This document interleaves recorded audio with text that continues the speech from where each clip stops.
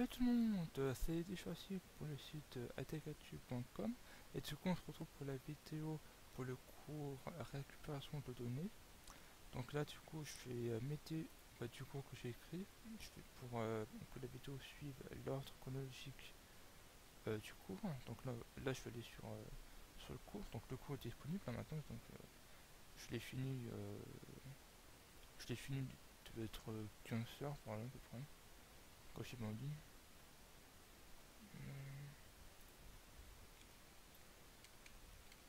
Ouais, donc là, hop, ça charge, on va laisser terminer. Hop. Ouais, il est super long, quoi. Ça, tout le monde le sait de toute façon. Mais Microsoft est en train de réfléchir, est en train de réfléchir pour voir si ils vont pas mettre Internet Explorer en open source. Donc la public source de d'Internet Explorer, ça pourrait peut-être être pas mal, genre de voir ce qu'il a dans le ventre et de corriger ses défauts, quoi. Après, est-ce qu'ils vont le faire ou pas, on verra. Donc le cours, de toute façon, il est disponible à la récupération de données. Bon, le cours est assez long, donc c'est pour ça que je fais la vidéo. Donc là, du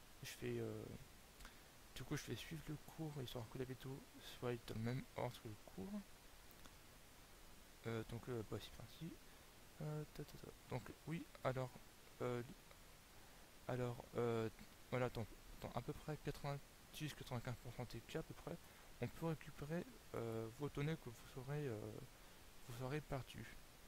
Il y a quelques cas où on peut pas, et bon, on verra, euh, on verra au cours de ce cours, oui, voilà, bah, pourquoi et comment récupérer les données, quoi. Pourquoi des fois on peut pas les récupérer et comment les récupérer le cas échéant. Donc Fraps, je vais mettre là, hop. Donc en fait, voilà, donc si vous avez un document encore paye, ou vous l'avez définitivement supprimé, enfin entre guillemets définitivement supprimé, si vous avez supprimé une partition, volume 300 NAS, comme moi il y a 2 semaines à peu près, ou si vous avez fait tomber un disque dur externe, hein, ce qui est arrivé à presque tout le monde en fait, ou autre chose, et pas dans quasiment 95% des cas, on peut réussir à récupérer les données. Alors là, c'est par exemple que vous avez mis un document dans la corbeille. Sachez que si vous n'avez pas mis la corbeille, votre document est toujours sur disque dur. Vous pouvez très facilement le récupérer. Donc par exemple, là, je vais faire un fichier euh, tout con, un document de test, voilà. HTA, cours, non pas montage PC, non. Euh, oui, enfin les vidéos du montage PC sont en cours, hein, vous en faites pas.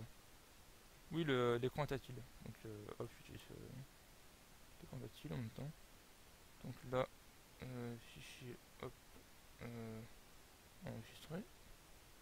Voilà, là je le ferme. Là, hop, je le mets juste dans la corbeille. Donc là, il est toujours dans la corbeille, hein, vous voyez que la corbeille est pleine. Je ne vide pas la corbeille, je vais l'ouvrir. Hop, vous voyez que là, en haut, ici, vous avez restauré tous les éléments. Donc si vous sélectionnez aucun élément, bah, ça va tout restaurer. Si vous le sélectionnez, hop, il va restaurer cet élément. Si vous cliquez dessus, hop, le document revient là où il était avant de le supprimer. Et donc, bah, voilà, vous avez il accorde tout. Donc maintenant, si vous savez supprimer définitivement, entre guillemets, le document. Donc si par exemple, là, je le mets dans la corbeille et que je vide la corbeille. Voilà. En fait, il faut savoir que le document ne va pas être... enfin, le document, il est toujours sur disque dur. Sauf qu'en fait, dans, dans un fichier, en fait, il y a, il y a le début et la fin. En gros, il y a le début du fichier, la fin du fichier qui tire au système où commence le fichier, où se termine. Et entre, en fait, il y a les données. Et quand vous supprimez un fichier, donc un document, en fait, Windows va supprimer le début et la fin de ce fichier. Donc, en fait, pour lui, à l'emplacement sur tes structures, ici, bah, il n'y a rien. Donc, du coup, il peut stocker tes données, mais vos données sont toujours là. Donc, en fait, quand vous faites ça, quand vous faites ça et que vous voulez récupérer votre document, il faut le récupérer et vite. Vite et très vite. Parce que Windows peut réécrire tes données par-dessus et dès que vous réécrivez tes données par-dessus pour récupérer le document, c'est ultra. C'est c'est compliqué quoi. Vous partez des chances de récupérer. Donc en fait, là, vous allez télécharger Recuva. Donc Recuva, c'est un petit logiciel de récupération de données gratuit qui a été qui est développé par la même entreprise que ceux qui font Techliner. Donc hop, Piriform, voilà, c'est le site officiel. Vous le téléchargez. De toute façon, dans le cours, il y a le lien officiel vers Recuva. Ici, de toute façon, hop, voilà. Donc Recuva Download, voilà. Hop, vous cliquez là. Donc il y a une version payante, une version gratuite. Vous cliquez sur Piriform, ça va télécharger. Donc moi, de toute façon, il est déjà installé. Il est en maintenance. Ah non, effectivement, il n'est pas installé. Ah oui, parce que mon PC, en fait, enfin, le serveur, je l'ai réinstallé, mais pas complètement, en fait. Bon, bah, on va télécharger. Donc, hop. Donc, Piriform. Donc ça se lance automatiquement, exécuter. Oui, de toute façon, mon serveur, je vais devoir le réinstaller aussi parce que j'ai changé la carte mère. Et je suis passé de 8 Go à 16 Go parce que, avec les machines virtuelles et autres, 8 Go commence à être un petit peu limite. Donc, bon, ça j'ai fait un article de toute façon sur. J'ai fait un article. Donc là, oui. J'ai fait un article sur le site. Voilà, où j'explique que je fais upgrade, enfin mettre à jour mon serveur principal de toute façon. Donc voilà. Donc là, ça on peut fermer. Donc English, on peut mettre en français, heureusement. Hop, next. Donc suivant, suivant. Là, vous décochez ces deux cases. Installer.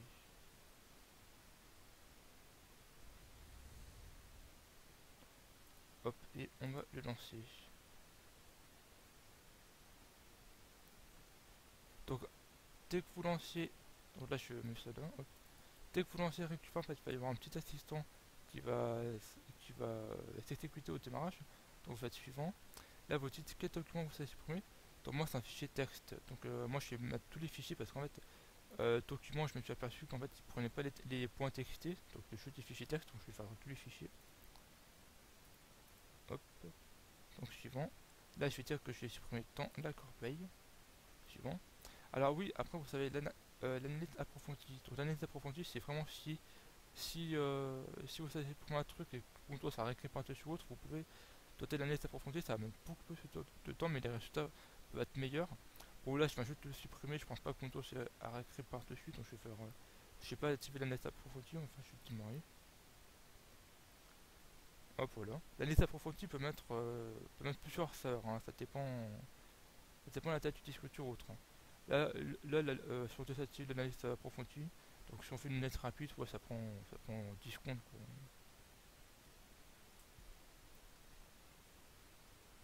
Hop. Donc là on voit qu'il a trouvé un point TXT, je sais pas c'est lequel ça.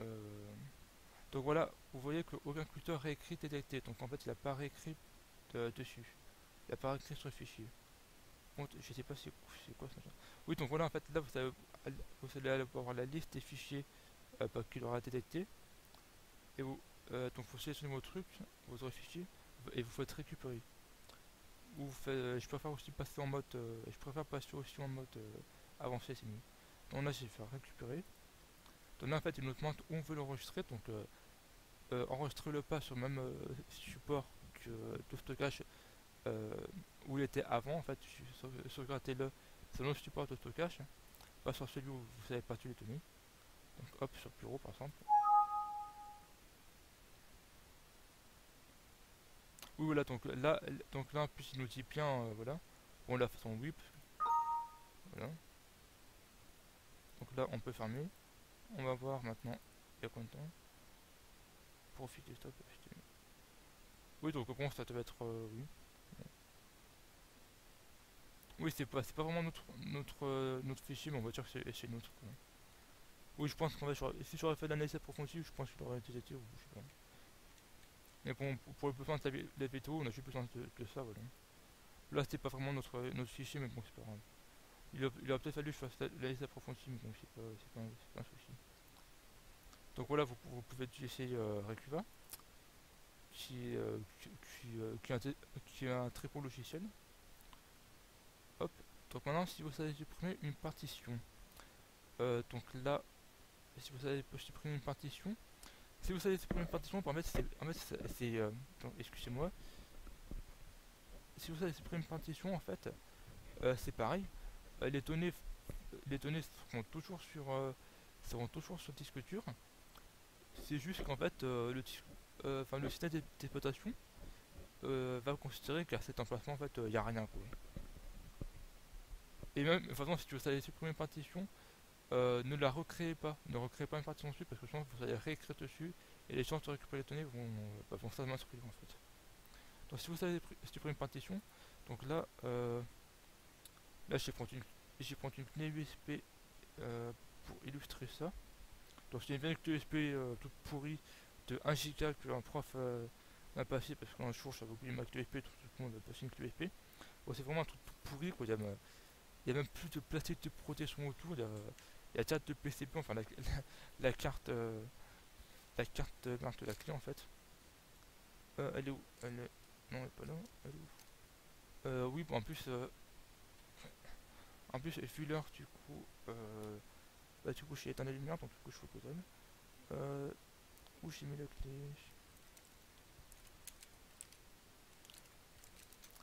Moi, je suis un petit peu lavé tout en freestyle, hein, j'ai rien préparé. Mais c'est bon, j'ai trouvé la clé, elle est là-bas. Elle est tout au fond de ma trousse. Voilà. Hop.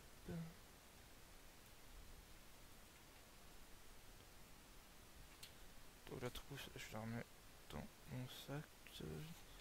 Et je vais en avoir plus en porte-main. Donc oui, excusez-moi, c'est vraiment une vidéo que je fais un petit peu en freestyle. Donc du coup, en fait, imaginons que j'ai supprimé, euh, bah, imaginons que j'avais des données sur ma clé et que j'ai supprimé la partition. Donc bon, voilà, la clé s'installe.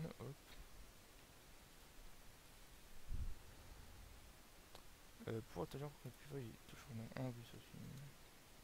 Moi j'ai été placé, mais tu vois, il était toujours là. Enfin, donc là, la clé, normalement, c'est. Voilà, la clé s'est installée. Oui, je vais déjà supprimer la partition sur la clé. D'ailleurs, je vais en recréer une et je vais supprimer. Je supprimerai la partition après. Donc, démarrer, clé 3 sur ordinateur, gérer. Et là, en fait, vous allez atterrir sur le gestionnaire Superflex.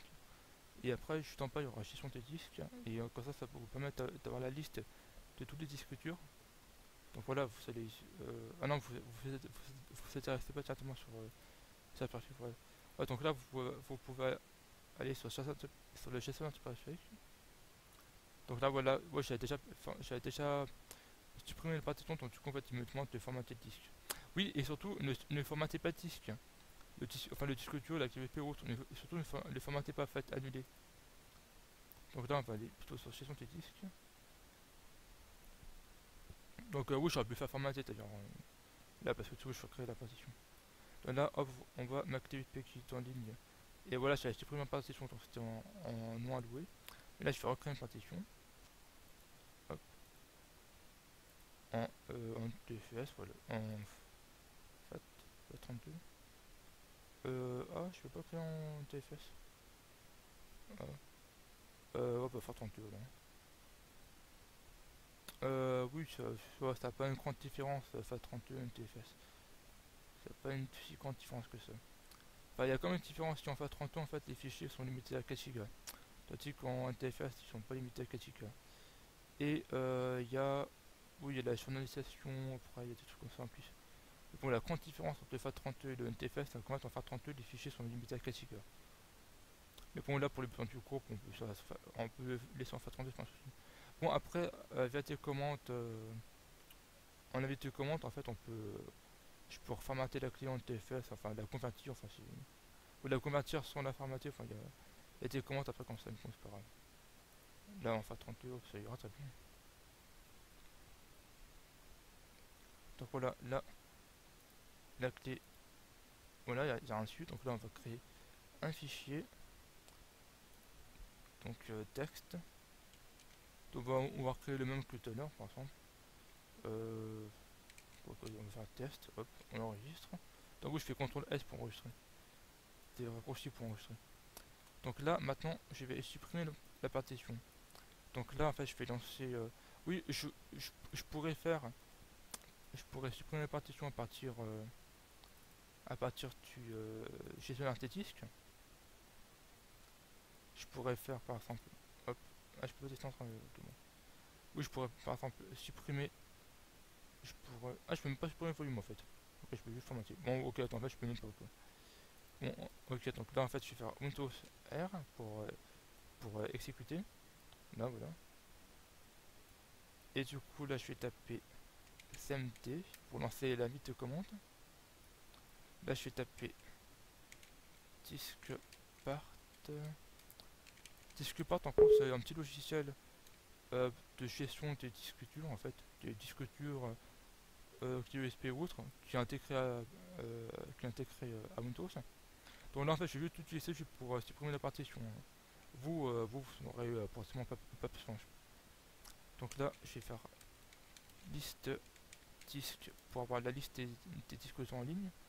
Donc là, on voit que ma clé, elle est, elle est le troisième, donc là 881 mégaoctets. Donc là, je vais faire select disk 3. Et oui, et sélectionnez plein votre disque dur. Hein. Si vous sélectionnez un autre disque dur, vous allez supprimer la partition d'un autre disque dur. Donc, faites gaffe. Hop, là je le sélectionne. Là, je vais faire clean. Et voilà, la partition a été supprimée. Et d'ailleurs, on peut le vérifier. Donc, gestion des disques.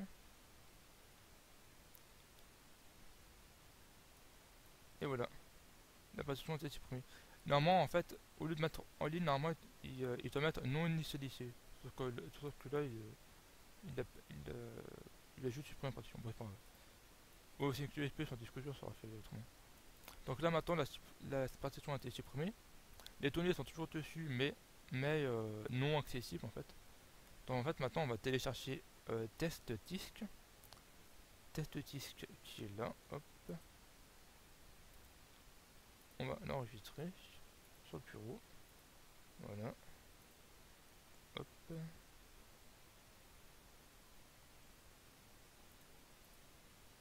Donc oui, je télécharge à 3,5 MB par seconde.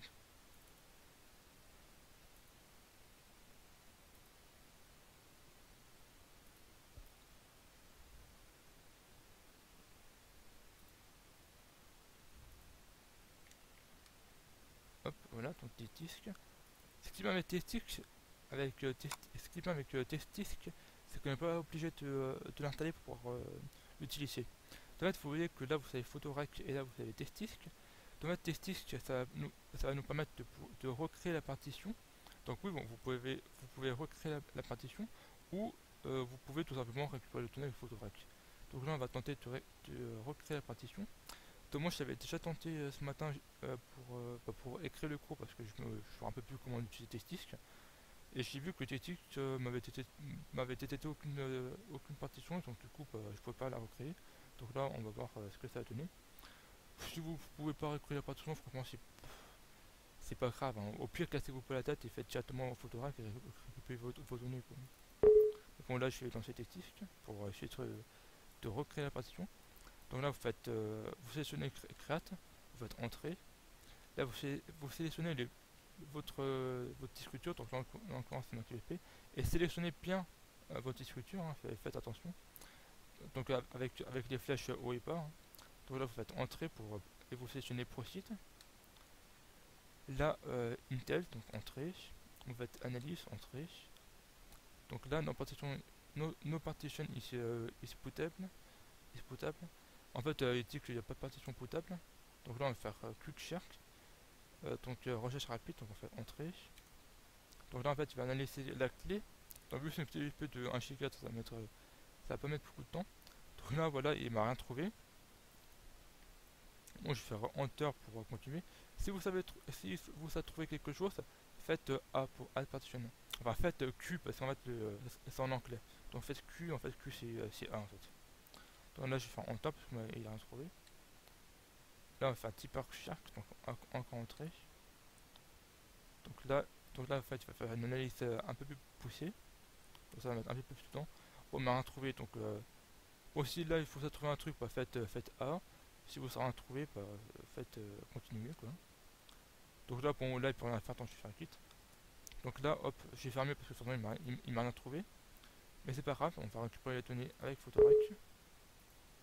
Donc Photorec, oui, son nom c'est bizarre d'ailleurs, hein, parce que Photorec, on pourrait penser qu'il récupère que les photos. Mais maintenant, il récupère toutes sortes de données. C'est juste que, oui, Photorec, alors qu'il peut tout récupérer, c'est un peu bizarre, mais bon, c'est pas grave. Donc là, vous lancez Photorec. Là, vous sélectionnez votre disque dur. Donc Proceed, entrée. Là, vous voyez que nous a détecté une partition de type inconnu. Donc no. Vous faites Shark, donc là, entrée. Là, la partition étant fat, donc over. Si c'était Linux, ça aurait été pas EXT2, EXT3, EXT4. Donc fat et NTFS pour Windows. EFS ou EFS Plus pour Mac. Et RasorFS. Je sais plus c'est quoi. Je crois que RasorFS c'est aussi Linux. Hein. Mais c'est un autre type de truc. Donc là, bah, je fais sélectionner over. Donc autre et entrée. Là, en fait, il nous demande où on veut sauvegarder les données récupérées. Donc moi, sur le bureau, je vais faire un dossier récup. Hop, voilà. Donc là, en fait, là, dans le territory, vous voyez où vous êtes. Donc là, on voit qu'en fait, on est dans le fichier, on est là-dedans, en fait, on est dans le dossier textisque.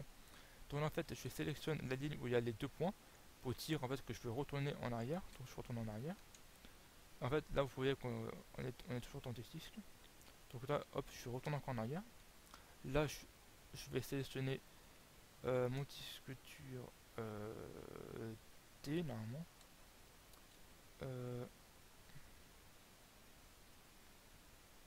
Non, ça c'est pas mon disque dur. Alors. Non, c'est pas mon disque dur. Ah oui, attends, F, voilà.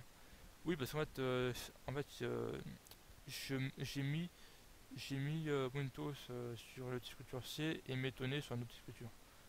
Donc voilà. Donc là, dans profil, hop, dans desktop, vous faites entrer pour valider à chaque fois. Hein. Donc là, dans récup, une fois que vous êtes dedans, donc là, on voit bien que je suis dans mon bureau, dans le dossier récup. Là, maintenant, vous faites C, parce que là, on dit bien C quand quand la destination est correcte. Donc là, vous faites C. Et là, il va aller chercher les données. Donc ça peut prendre du temps. Donc là, si j'utilise peut-être 1 giga, ça va pas prendre beaucoup de temps. Mais ça peut prendre beaucoup de temps. Si c'est sur un disque dur, un T ou autre, alors ça va prendre, ça peut prendre un jour et plus, même des fois. Donc soyez patient. Là, vous voyez le temps qui rate, on va prendre 10 minutes. Donc voilà, là on voit qu'il a récupéré des TXT, il a récupéré des TX, il a récupéré des .r, des PNJ, des chiffres, des A. Oui, en fait, il a récupéré d'autres trucs parce qu'en fait, dessus, j'avais un logiciel que j'avais mis sur la clé. Et du coup, en fait, il a réussi à me récupérer le logiciel malgré deux suppressions de partitions. Donc, vous voyez comme que Testisk, c'est assez balèze. Ouais, et j'ai même réussi à récupérer des données avec Testisk après un formatage de bas niveau et un freight, Siro. En fait, réécrire tout le disque dur de Siro. Et j'avais fait en full en plus. Donc, vous voyez quand même que Testisk, c'est quand même balèze. Bon, là, là j'ai vu faire stop. Parce que on va pas continuer. Donc là, je vais quitter. Je vais juste vous montrer comment c'est organisé. Donc là, c'est organisé par différents répertoires. Donc récup tir 1, 2, 3, etc. Et dedans, en fait, tous les fichiers sont appelés comme ça. Donc là, c'est bon, c'était DLL du programme qu'il a pris. Donc en fait, oui, il reprend pas le même nom, le même répertoire que qui avait sur votre support. Donc il faudra faire le tri après pour tout ça. Donc là on voit qu'il a récupéré pas mal de trucs. Voilà.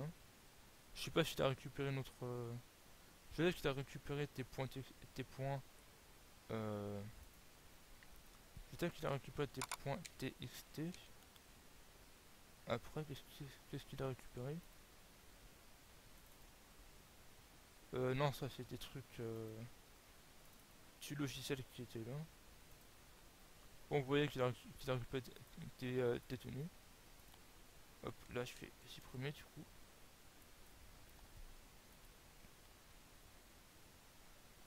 Donc voilà, faites bien attention à sélectionner le multi-sculpture.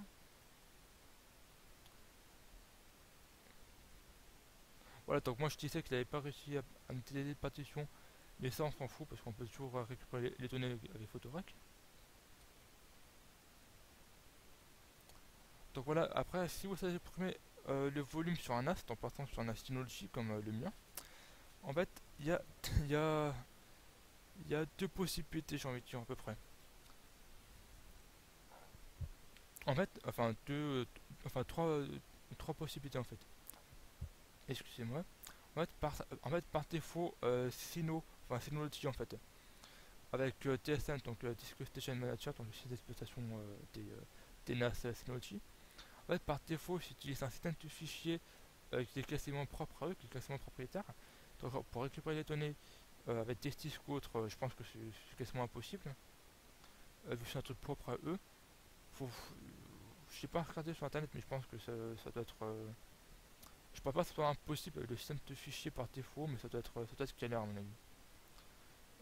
Ouais, le mieux c'est de supprimer le volume que Disk Station crée par défaut et en recréer un en EXT4. Donc en fait, format Linux. Et du coup, format Linux, bah, du coup, vous branchez ça sur n'importe quel PC, vous faites des disques et des disques qui pourra récupérer vos données. Il pourra récupérer vos données si, et c'est moi si, vous savez pas activer le cryptage, est ce que moi j'ai fait, donc du coup, bah, j'ai pas pu récupérer mes données. Enfin, j'ai réussi à récupérer mes données, mais tout est décrypté et impossible de les décrypter parce que en fait même si j'arrivais même si je, même si je peux monter le disque dur sur Linux et le décrypter, donc en fait on peut faire ça parce qu'il y a les commandes sur Linux. En fait on fait sudo mount-t encryptfs pour dire qu'en fait le disque dur c'est une partition crypt avec encryptfs. Après hop on tire la partition, par exemple STA2 par exemple, donc pour la partition numéro 2 par exemple, si c'était celle-là qui serait cryptée. Après on fait slash mnt slash htt par exemple si on veut monter ton dossier. Oui, après il y a certains paramètres à rentrer, notamment en premier le mot de passe que vous savez donner pour crypter vos données. Après il y aura d'autres paramètres à entrer, mais bon, toutes les commandes sont sur internet. Et bon, le seul truc, c'est que du coup, vous savez supprimer la partition, donc même si vous savez à monter disque dur, pour lui, il n'y aura aucune donnée sur disque dur. Bon, excusez-moi, là, je vais tirer un petit peu le câble du casque.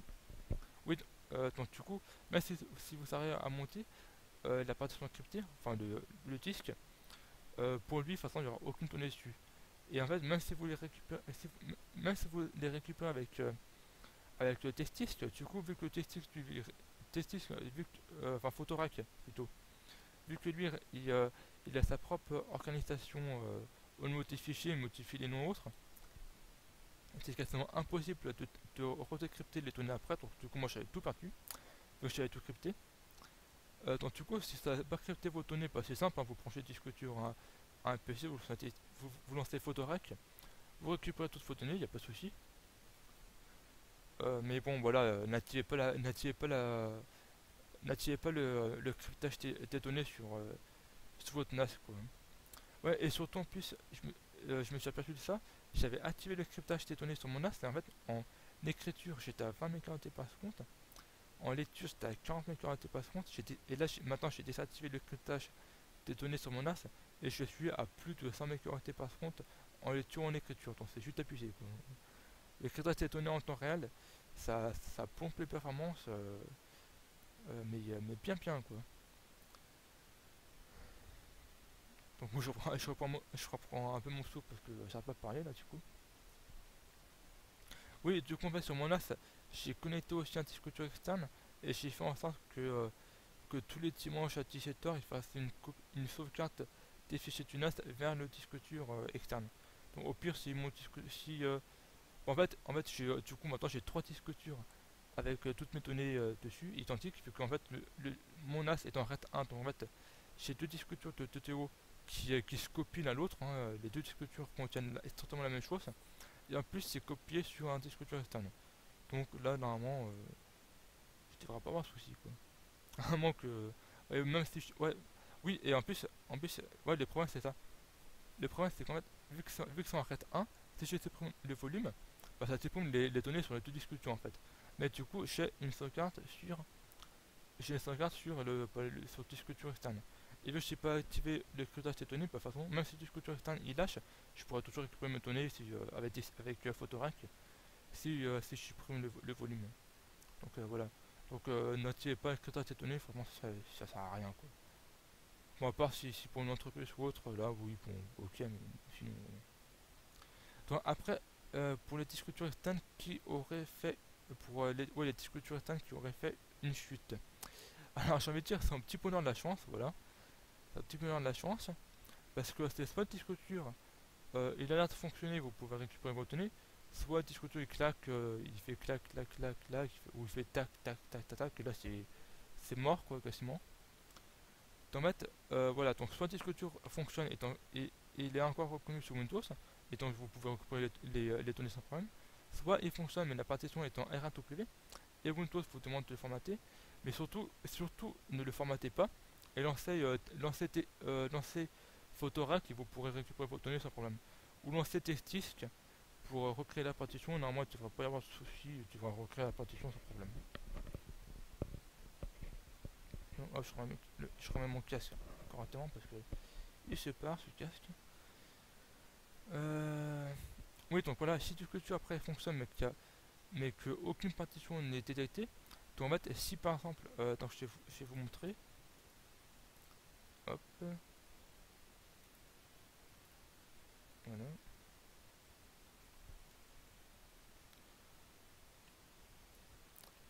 Donc voilà, par exemple, si votre disque dur est tombé et que quand vous le branchez ici, en fait, au lieu du NTFS, il faut mettre RATP, bah, lancer Testdisk et Photorack pour récupérer les données, Testdisk pour recréer la partition et Photorack pour récupérer les données, ou lancer juste Photorack pour récupérer les données, vous formatez après. Et voilà, après, si par exemple vous branchez une clé USB ou autre, et que là en fait il vous dit que c'est en ligne, mais là en fait il n'y a rien, exactement il n'y a rien, il n'y a par exemple aucun média, enfin il n'y a rien. Oui, là, par exemple, comme pour l'authenticité, c'est vraiment, il n'y a que dalle ici. Et puis en fait, qu'est-ce que j'ai mis moi Oui, vous pouvez toujours tenter avec des disques et Photorec de récupérer les données. Normalement, ça devrait fonctionner. Si ça ne fonctionne pas, attends, j'ai pas dit ça. Tiens, ouais, si ça ne fonctionne pas, vous pouvez toujours tenter de changer la carte contrôleur du disque dur sur le site de HTTPass, dont je vous en reparlerai pas juste après. Euh, donc voilà, et ces disques durs sans fonctionner mais qui n'est pas reconnu par Windows et n'étant pas du PC, donc là c'est la carte contrôleur qui est sans doute morte, et là vous pouvez la changer sur le site de HTTPass, donc on va y aller, on va y aller tout à l'heure, mais aussi il faut faire attention. Faut faire attention aussi parce qu'en fait sur les tickets Barracuda 7211 justement il y avait un problème comme ça, en fait le disque dur il fonctionnait mais il n'était pas reconnu par Windows. En fait c'est ce qu'on appelle le PUSI mode, enfin PUSI bug, en gros le mode plus ou moins occupé entre guillemets. En fait c'est un petit bug logiciel. Et en fait il fallait, fallait connecter le disque dur à un PC. En fait sur les disques durs, au moins sur la disque dur SATA en fait il a pris Stalim, il a pris cette donnée, et à côté il y a 4 petits picots. Et puis en fait, ces 4 petits picots, c'est un puce série, un puce USB plus ou moins en fait. Et du coup, en fait, avec un petit adaptateur, on peut connecter le disque dur en USB. Et en fait, via l'hyperterminal, Donc les parts terminales en fait sur Windows XP, mais vous pouvez en fait vous pouvez récupérer les parts terminales de Windows XP et les faire tourner sur n'importe quel système d'exploitation, donc sur un Windows 7 ou un Windows 8 en fait. En fait, en fait sur Windows, si vous savez encore Windows XP, il y a deux petits fichiers à récupérer. Il y a hyperterminal.exe et il y a hyperterminal32, je crois, .tl à récupérer, enfin un truc comme ça. Bon, vous regardez sur internet, de toute façon, tout est expliqué. Et donc, du coup, en fait, il faut se connecter au disque dur via l'hyperterminal et après, il y a des commandes à taper. De toute façon, tout est expliqué sur internet.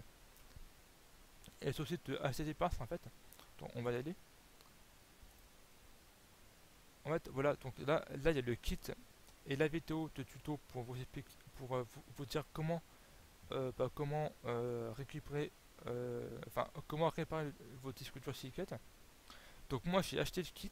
En fait c'est juste une espèce de petite clé USB. Enfin, c'est juste une clé USB pour brancher au PC avec un câble qui de l'autre côté se branche sur les quatre petits picots du disque dur. Hein, c'est un puits quoi. Donc voilà, donc vous savez ça.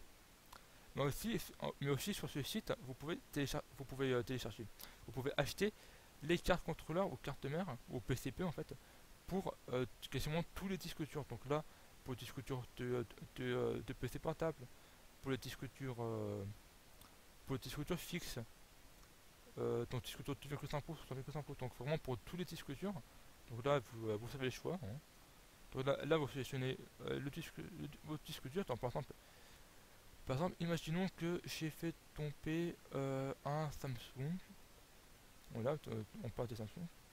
Donc après là, oui, après en fait, quand vous achetez votre carte, faut faire gaffe au numéro de série, à la référence, au numéro, enfin de toute façon tout est expliqué en fait. Bon, d'ailleurs je vais vous expliquer.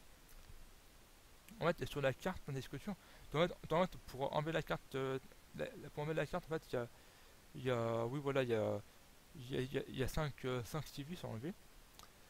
Bon, c'était vis en forme étoile, des petites vis étoiles, donc bon, le tournevis on peut facilement trouver.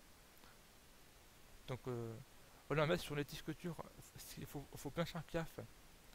Faut pas faire gaffe au numéro de version, de révision. Faut faire gaffe là, par exemple, au PIOS apparemment. Ensuite, je vais fermer le 6 parce que je voulais faire, c'est pas problème. Donc bon, on va prendre celui-là, c'est pareil. Oui, donc voilà, faut faire gaffe à plusieurs points. Parce qu'en fait du coup, les cartes mères ne sont pas les mêmes pour tous les disques durs. Hein. Pour, ouais, pour une même série de disques durs, il peut y avoir des cartes mères différentes. Hein. Par exemple, pour un 7200.11, pour un 7200.11 avec par exemple 500 Go et pour un 7200.11 avec 1 TO, ce sera pas la même carte. Et même des fois, et, non, oui, non, pour strictement la même discussion, non, forcément, ça va être. Oui, pour un 7200.11 en 500 Go, ce sera la même carte mère. Oui. Et oui, pour un 7200.11 500 Go avec un 7200.11 Atos, ce sera pas la même carte mère. Hein, donc, faut vraiment bien faire gaffe. Oui, de toute façon, là pour c'est écran en clair, parce qu'en fait, le site est canadien. En fait, l'entreprise est passée au Canada. Et les cartes mères coûtent 40 $, donc ça fait à peu près. Enfin, non, 50 $, mais bon, ça fait à peu près 40 €. Mais bon, franchement, j'ai déjà acheté des cartes mères chez eux et pour un disque dur. Et finalement, j'ai acheté le kit pour le 7200.11. Franchement, 40 €, franchement, ça les vaut largement. Vous recevez le produit, mais l'emballage il est nickel, chrome, c'était limite il pris au soleil, quoi. J'ai pas une poussière, pas un pec. Non, vraiment, y a aucun souci, quoi. La carte mère, mais elle est pure au soleil, quoi. Elle est clean, il n'y a pas une poussière dessus. Enfin, non, vraiment, acheter des parts, ils sont pas mal. Donc là voilà, vous voyez que là, c'est pour ces modèles-là. Porte-number, donc voilà, faut regarder, de toute façon, tout est marqué sur la carte mère. Faut bien faire gaffe à tout ça, de toute façon, quand vous achetez la carte. Faut regarder que tout soit compatible. Et en fait, maintenant, j'ai vu que j'avais une option Need Pure Swap. En gros, en fait, c'est une option que HTTPass met. En fait, il vous demande si vous voulez mettre à jour le PUAF de la, de la, de la carte mère que vous achetez pour pouvoir avoir plus de chances en fait que quand vous mettez la nouvelle carte mère, le disque dur puisse refonctionner. Parce qu'en fait, apparemment, en mettant à jour le PUAF, et ben, en fait, la compatibilité est meilleure. Et maintenant, l'option est gratuite, donc vous vous en privez pas, dites-leur que vous pouvez mettre à jour le PUAF, c'est terminé quoi. Donc là, voilà, vous pouvez changer la carte mère très facilement. Voilà. Donc voilà, si tu disque dur pip, après, changer la carte contrôleur. En fait, si un disque dur fait pip, pip, pip, pip, en fait, c'est que le disque dur, au niveau de l'alimentation du disque dur, le disque dur, il reçoit pas une alimentation. Enfin, oui, il y a un problème au niveau de l'alimentation électrique du disque dur. Donc en fait, pas changer la carte contrôleur, de toute façon, parce que c'est la carte contrôleur qui t'aura un souci. Après, si le disque dur chante, s'il fait tac, tac, tac, ou clac, clac, clac, bon, le disque dur est mort, laissez tomber, jetez-le, voilà. Enfin, jetez-le, non. Non, après, vous pouvez toujours utiliser. Après, il y a toujours des sociétés spécialisées dans la récupération de données qui peuvent récupérer vos données. Mais alors, c'est ultra cher, ça peut coûter 1000 € et plus. C'est. Bon, ils récupèrent pas vos données, mais bon, franchement, c'était escroc, hein, ça coûte super cher pour pas grand chose, quoi. Donc après, si le disque dur est reconnu, euh, mais, le, mais, euh, mais si, en fait, si le moteur est, si le disque dur ne tourne pas, donc si vous sentez aucune vibration au niveau du disque dur, mais que le disque dur est reconnu, bah, de toute façon, là, c'est sans doute le moteur qui est mort. Donc là, le disque dur est HS. Ou alors, vous pouvez toujours tenter de changer la carte contrôleur. Des fois, que ce soit la carte contrôleur qui est un petit souci aussi. On sait jamais. Donc après, si le disque dur est mal reconnu, donc en fait, mauvais modèle de disque dur ou mauvaise taille. Donc par exemple, si vous avez un disque dur de 500 Go et que le PC vous détecte un disque dur qui fait, euh, qui fait 500 Go, 5 TO ou 0 octet ou autre. Donc changer la carte contrôleur parce que c'est sans doute la carte contrôleur qui a un souci. Donc après voilà quoi. Mais oui bon si votre disque dur si votre disque dur a l'air de fonctionner, donc s'il est reconnu sur Windows, en fait s'il est reconnu sur Windows directement dans un TFS ou autre, bah, vous récupérez vos données. Sinon en format RATP, bah, vous formatez pas les partitions et vous récupérez vos données. Après vous pouvez toujours reformater. Mais bon, si votre disque dur est tombé par terre, et si vous avez réussi à récupérer vos données, donc si le disque dur fonctionne encore, je vous conseille déjà donc de récupérer vite fait vos données si vous savez les récupérer, et surtout de changer de disque dur. Changez-le parce que si le disque dur est tombé, si le disque dur a fait une chute, il ne doit pas être en très bon état. Bon, si le disque dur a l'air de fonctionner, s'il fait pas clac clac clac, s'il fait pas tac tac tac ou autre, faites un test du disque dur donc avec HTTune déjà pour voir s'il n'y a pas des certificats et vérifier son état de santé Smart avec Acronis Drive Monitor.